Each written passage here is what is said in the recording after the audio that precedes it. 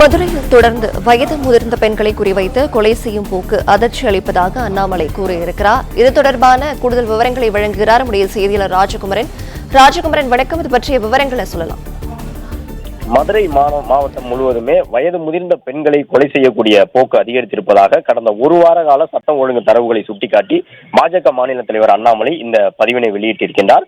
குறிப்பாக கடந்த ஒரு வார காலத்தில் மதுரையில் 3 வயது முதிர்ந்த பெண்மணிகள் கொலை செய்யப்பட்டிருந்தார்கள். இந்த நிலையில் இன்று காலை 70 வயதான முத்துலட்சுமி என்பவர் கொலை செய்யப்பட்டிருக்கின்றார். தமிழகத்தில் பொதுமக்கள் பாதுகாப்பு குறித்து இவையெல்லாம் பலத்த கேள்விகளை எழுப்புவதாக அண்ணாமலை தெரிவித்திருக்கின்றார்.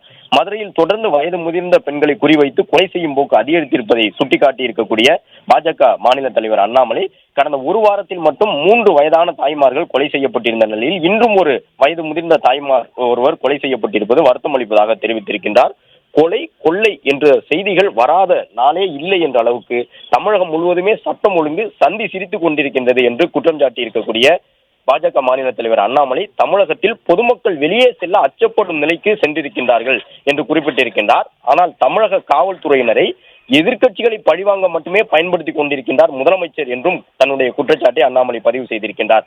ஆளுங்கட்சியின் அதிகார பசிக்கு தமிழக காவல்துறையை இரையாக்கக்கூடிய போக்கை திமுக கைவிட வேண்டும் என்று வலியுறுத்தி இருக்கக்கூடிய அண்ணாமலை பொதுமக்களுக்கு பாதுகாப்பில்லாத நிலை தமிழகத்தில் நிலவுவதை உணர்ந்து உடனடியாக சட்டம் ஒழுங்கை காப்பாற்ற கடுமையான நடவடிக்கைகளை மேற்கொள்ள வேண்டும் என்று முதலமைச்சரை வலியுறுத்துவதாகவும் தெரிவித்திருக்கின்றார்.